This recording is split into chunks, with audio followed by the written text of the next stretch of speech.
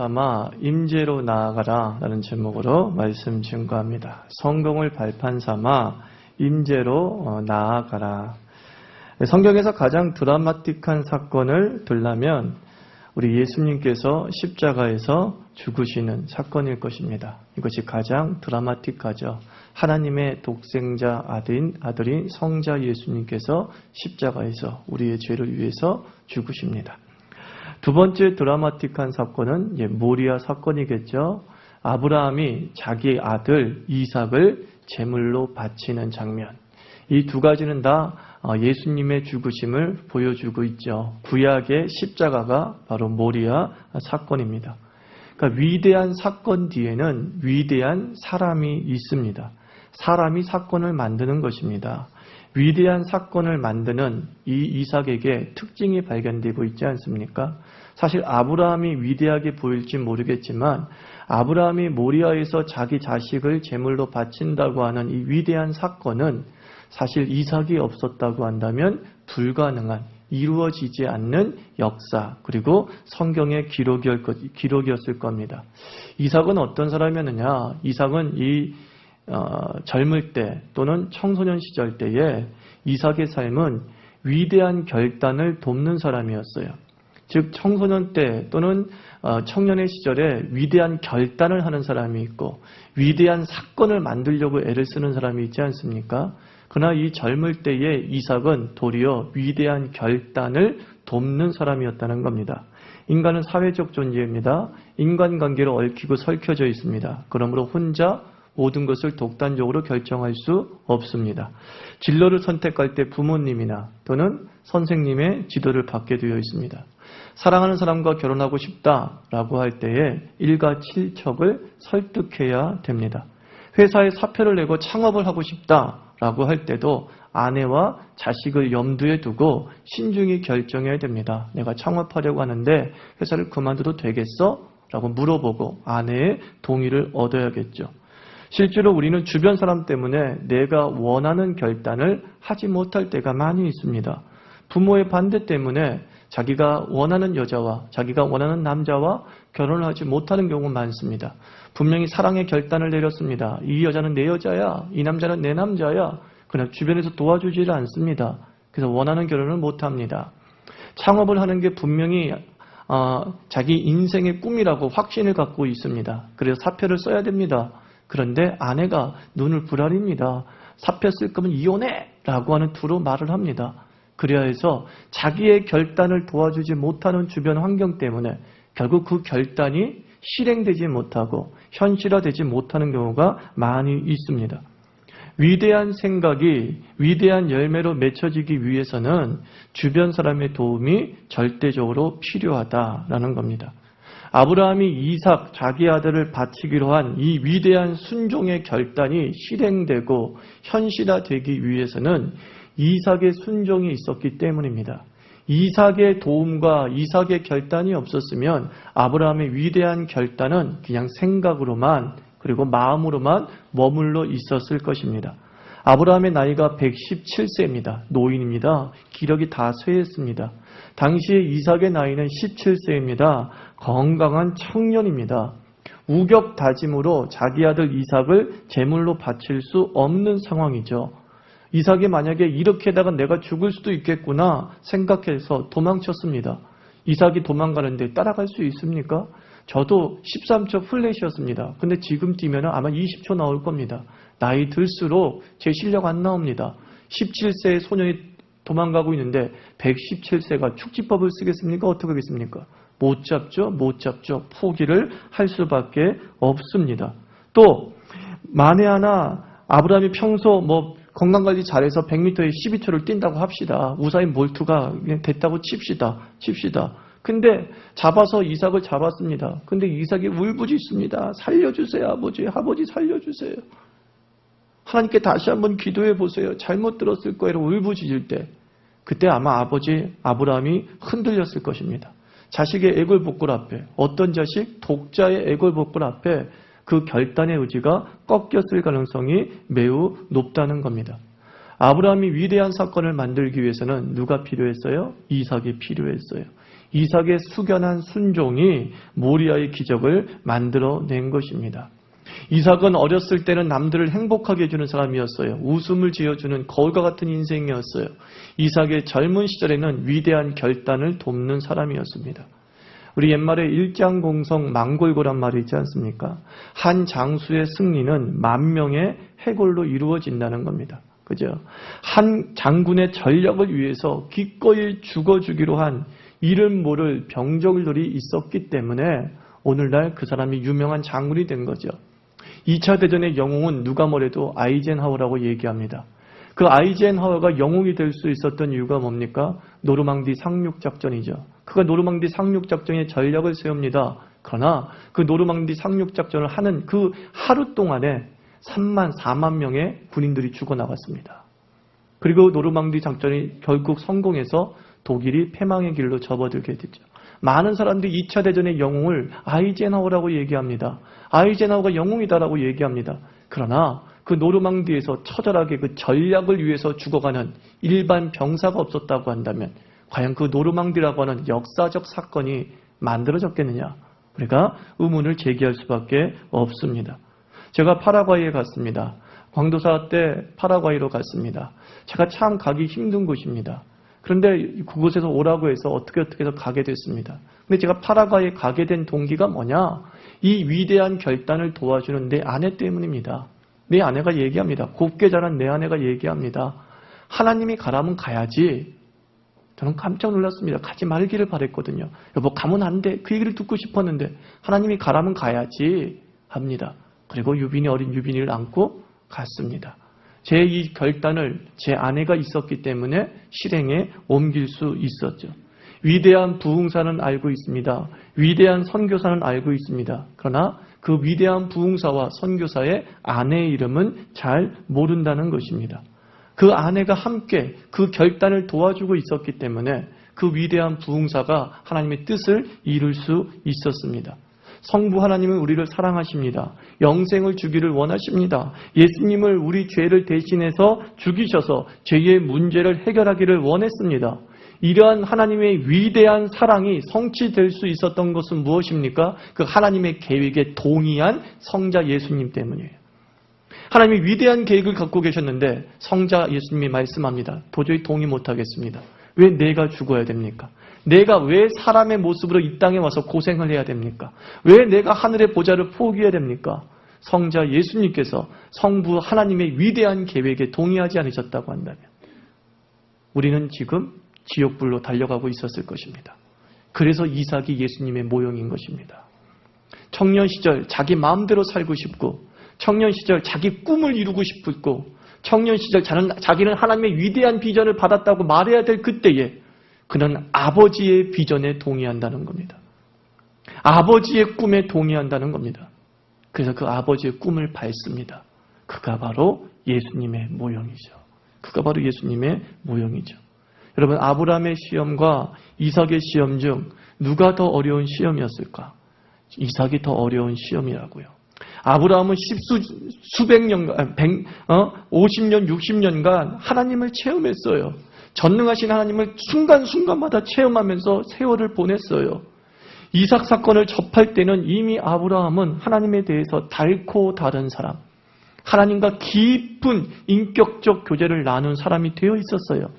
반면에 이삭은 지금 17세입니다. 많게는 20살입니다. 하나님의 체험이 없습니다. 있어도 힘이 부족합니다. 그는 지금 누구를 통해서 하나님을 믿어야 됩니까? 아버지를 통해서 하나님을 믿어야 됩니다. 자기의 목숨을 담보로 아버지의 믿음을 자기 것으로 받아들여야 돼요.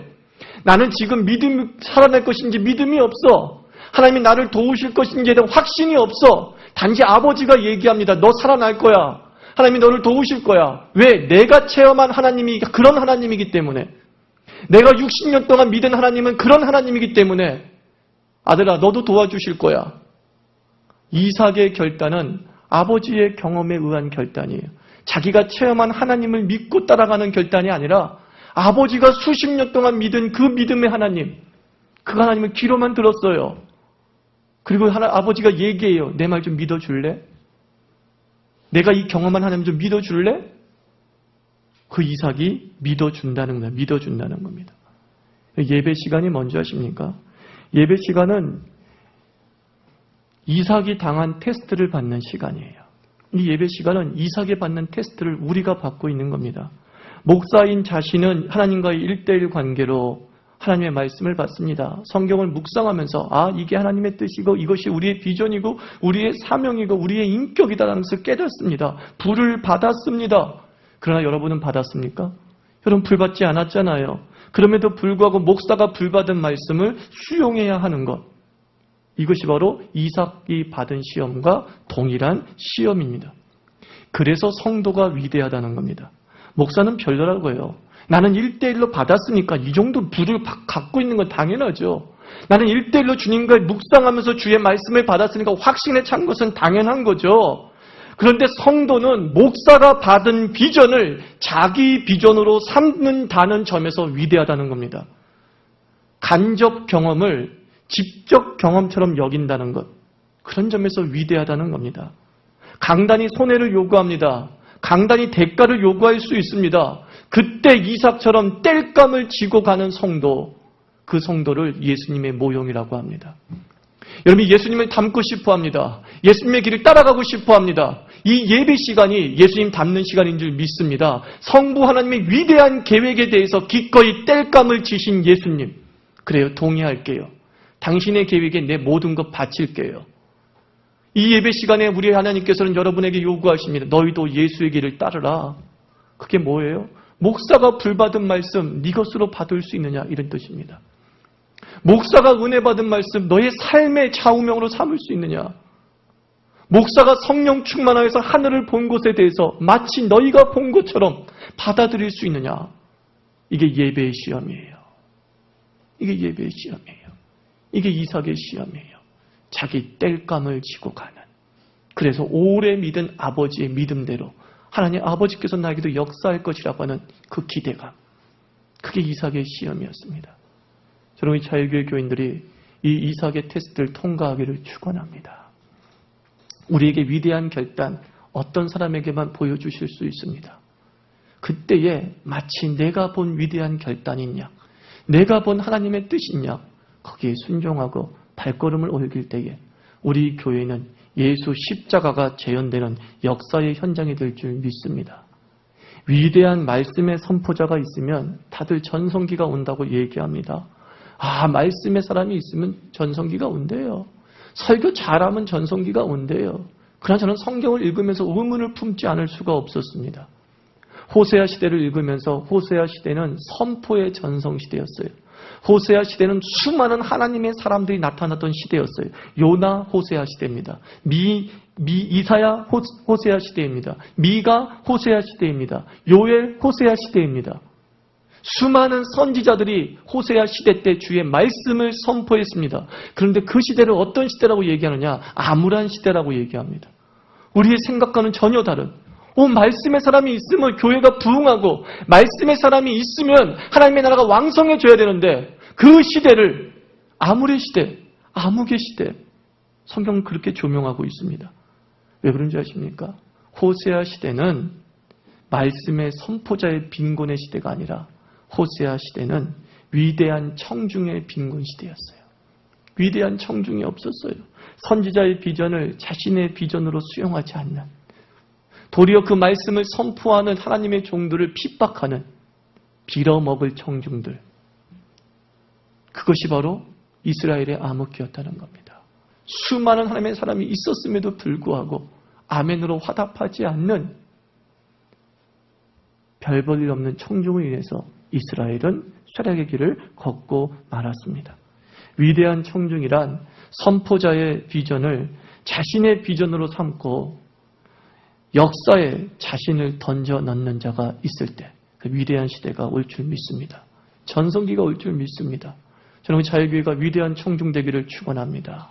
이삭처럼 하나님의 말씀을 간접으로도 받아들이면서 아멘으로 화답할 때에 모리아에서 이런 음성을 들을 것입니다. 내가 너를 위해서 어린 양을 준비해 두었도다. 그러면서 아브라함처럼 노래하게 될 것입니다. 여호와 이래. 주께서 다 준비해 주시는구나. 이 주께서 준비해 주시구나라고 하는 이 체험을 이삭도 체험하게 됐죠. 이 이삭의 직접 체험은 어디서 비롯되어졌습니까? 아브라함의 비전을 자기의 비전으로 수용했을 때 결국 이삭도 체험의 현장에 있게 됩니다. 하나님을 맛보게 됩니다. 이것이 동일하게 이 예배 시간에 일어나게 될 줄 믿습니다. 그리고 또 하나 이제 중년의 삶을 봐야겠죠. 우리가 본문은 바로 이삭의 중년의 삶을 보여주고 있어요. 이삭은 26장에서 흉년을 만나게 됩니다. 그래서 흉년을 피해 그랄이라고 하는 땅으로 옮겨갑니다. 6절 말씀 보면 이런 말씀이 있어요. 이삭이 그랄에 거주하였더니 라고 말합니다. 거했대, 거주했다, 거했다. 이 원어의 단어적 의미가 뭐냐면 일시적으로 거한다는 거예요. 아주 순간, 아주 짧은 순간 2박 3일, 3박 4일 잠깐 동안 머물 때 쓰는 단어란 말입니다. 그런데 8절 말씀 보십시오. 이삭이 거기 오래 거주하였더니 그랬어요.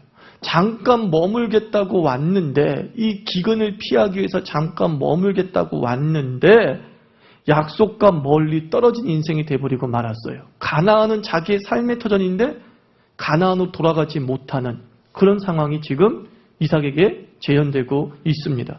하지만 하나님은 그 이삭의 의도와는 다르게 그랄을 떠나서 다시 어떻게 해요? 가나안으로 들어가게 만드시게 합니다. 이게 26장의 내용이라고요. 우리 보세요. 잠시 이 문제만 해결되면 뭐 교사로 섬기겠다, 간사로 섬기겠다, 목자로 섬기겠다, 뭐 성가대로 섬기겠다라고 말합니다. 주일 성수 철저히 하겠다라고 얘기를 하고 잠시 동안 그 문제를 풀기 위해서 떠납니다. 그런데 어떤 일이 벌어져요? 오래 거주하는 일들이 벌어져요. 문제는 해결이 안 되고 어떻게 돼요? 나는 계속 교회를 떠나 있는 모습이 벌어지게 됩니다. 이러한 사람들에게 하나님께서 어떻게 돌아오게 하느냐는 거예요. 하나님께서 이삭을 돌아오게 만드시기 위해서 쓰었던 방법이 뭐냐면 두 가지예요. 우리는 이렇게 얘기할 거예요. 징계하고 어렵게 만들고 힘들게 만들면 이삭이 돌아오겠지라고 할지 모르겠지만 하나님께서 그랄이라고 하는 그 블레셋 땅에서 이삭을 돌아오게 만드시기 위해서 취하셨던 방법은 뭐냐면 두 가지예요. 두 가지. 뭐냐면 실패와 성공이에요. 실패와 성공. 하나님은 실패로만 이삭을 끌어온 것도 아니고 성공으로만 이삭을 끌어온 게 아니라 실패와 성공이 이삭에게 반복되어지면서 점점 그가 어디로 향하느냐? 하나님께로 향하게 됩니다. 12절을 읽어보면 성공입니다. 우물을 팠더니 성공이었어요. 그러나 14절, 15절에서 다툼이 일어났습니다. 실패입니다. 에색이란 우물을 또 팠습니다. 성공이었어요. 근데 또 다툼이었어요. 실패요. 빼앗기게 됩니다. 신나라는 우물에 성공했어요. 또 빼앗깁니다. 실패입니다. 르호봇이라고 하는 우물을 팠습니다. 성공했습니다. 그리고 난 다음에 바로 부엘세바라고 하는 예배의 자리로 올라갑니다. 이삭에게 뭐가 반복됐다고요? 실패와 성공이 반복되었습니다. 하나님의 연단 도구는 고난만 있는 것이 아닙니다. 고난이 사람을 깊게 만드는 것은 사실입니다. 그러나 깊은 깨달음을 위해서 고난이 절대적으로 필요한 것은 아닙니다. 왜냐하면 기독교는 계시의 종교입니다. 무슨 뜻이에요? 하나님이 알려주면 어린아이도 하늘의 지혜를 말할 수 있다. 그런 뜻입니다. 어린아이가 인생을 뭘 알겠습니까? 고난을 뭘 알겠습니까? 그런데 그가 하늘의 계시를 받으면 이 인생의 섭리를 무궁무진하게 말할 수 있습니다. 그게 바로 계시의 의미예요. 계시의 의미예요. 고난이 깊은 사람을 만드는 것이 아닙니다. 어떤 상황이든지 하나님의 뜻을 깨닫게 될 때 깊은 사람이 되는 거예요. 고난 받았는데 깨닫지 못해. 그러면 그 사람은 그냥 그 사람인 것 뿐이에요. 그래서 성공을 했는데 그 성공 속에 하나님의 은혜를 깨달아. 그러면 그 사람은 깊은 사람이 될 수 있습니다. 여러분 자식을 키워본 사람은 알 겁니다. 수없는 잔소리를 해야 배우는 아이들이 있어요. 그죠? 잔소리하고 매를 들어야지 말귀를 알아듣는 애들이 있어요. 반면에 어떤 애들은 뭐예요? 그냥 먹여주고 재워준 것밖에 없고 그냥 잘해준 것밖에 없어. 근데 막 그 속에 눈구렁이가 들어가 있는 애들 있잖아요. 나이는 5살인데 생각은 막 대학생이야. 우리 교회 차지연이 그랬어요. 5살 때 걔 뭐냐 입만 대학생. 걔는 입만 대학생이었어요. 몰라. 누가 가르친 것도 아니야. 누가 가르친 것도 아니야. 그렇잖아요. 뭐 고난을 줘가지고 매를 매일 들어가지고 깨달음 있는 것도 아니야. 보세요. 이것이 바로 사람의 다양성이라는 겁니다. 무조건 매를 든다고 아이가 말을 듣는 건 아니죠. 잦은 매 때문에 매에 대한 면역력이 향상되잖아요. 그래서 한 대 맞아본 아이는 2대 맞는 거 두려워하지 않는다고 하잖아요. 머리 디민대잖아요. 때려보세요. 때려보세요. 더 때리세요. 배째! 이런다고요. 이를 악문다고요. 그러니까 매가 점점 세져야 돼요. 그러니까 한 대 때렸으면 2대 때려야 되고 나중에는 야구방망이로 때려야 돼요. 그럴 지경까지 올라요. 매는 우리를 명령력을 준다고요. 근데 때로 칭찬으로 때로 용돈을 주면서 말할 때 설득력이 더 높아지기도 한다는 겁니다. 그러면 우리 이삭의 삶을 통해서 깨달아야 돼요.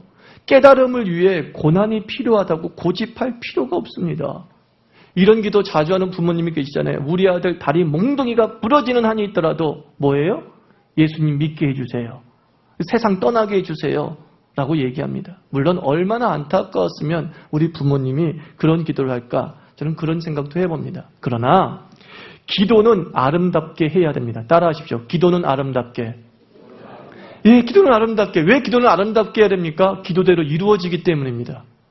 하나님께서 말씀합니다. 내가 기도하라. 내가 구하라. 그러면 그대로 너희에게 주리라라고 말씀합니다. 그러므로 이왕 예수 믿게 되는 과정에서 다리 몽둥이가 부러진 채로 예수를 믿는 게 좋겠습니까? 내가 이 아이가 잘 돼서 성공해도 예수를 믿는 것이 좋겠습니까? 당연히 후자라고 생각하지 않습니까? 그러면 그렇게 기도하십시오. 그 아이를 위해서 축복하고 그 아이의 잘됨이 반드시 예수께 돌아오는 여정이 되게 해 주시옵소서. 누구처럼? 이삭처럼. 이삭이 성공했어요. 그 성공이 그로 하여금 계속 블레셋에 머물게 한 것이 아니라 그 성공이 결국 어디로 올라오겠다고요? 브엘세바. 예배하는 곳으로 올라오게 만들었다는 겁니다. 그래서 우리는 기도는 아름답게 해야 되는 겁니다. 내 자녀와 내 이웃을 위해서 그것이 아무리 좋은 가치가 있다 하더라도 그 가치를 이루기 위해서 그 과정을 험난하게 해달라고 하는 기도를 우리 의도적으로 할 필요 없다는 겁니다. 기도는 아름답게 하고 응답은 하나님 마음대로입니다. 그죠? 응답은 하나님 마음대로예요. 나는 기도를 아름답게 했는데 하나님이 고난을 통해서 이끌어갈 수도 있고 성공을 통해서 이끌어갈 수 있어요. 그 응답의 모든 주권은 하나님에게 있습니다. 단지 우리는 응답의 결정권을 기도하는 것이 아니라 응답하실 내용을 갖고 기도하는 거예요. 이랬으면 좋겠어요. 하나님. 이렇게 했으면 좋겠어요. 라고 할 때 하나님의 필요에 의하면 실패도 하시고 하나님 필요에 의하면 고난도 주실 것입니다. 그러나 결국 궁극적으로 우리의 기도는 그 뜻을 성취하게 됩니다. 하나님께서 모든 이들을 예배자의 자리로 인도하게 하실 줄 믿습니다. 지금 성공하는 인생이다. 지금 실패하는 인생이다. 이것이 중요한 것이 아니죠. 중요한 건 뭡니까? 성공이 이끌어주는 최종점이에요. 실패가 이끌어주는 최종점이에요. 그 최종점이 어디냐는 것입니다. 성공이 이끌어주는 최종점이 예배하는 것이고 그렇다고 한다면 그 성공은 분명히 하나님이 주신 것입니다. 하나님이 주신 성공은 절대로 악으로 빠지지 않습니다. 주께서 주신 축복은 그 축복을 뒷돌로 삼아 예배 자리로 나아갑니다. 실패도 마찬가지입니다. 그것이 하나님께서 주신 연단이라고 한다면 그 실패는 죄를 짓는 곳으로 가지 아니하고 하나님을 더욱 사랑하는 곳으로 갑니다. 하나님을 의지하는 곳으로 갑니다.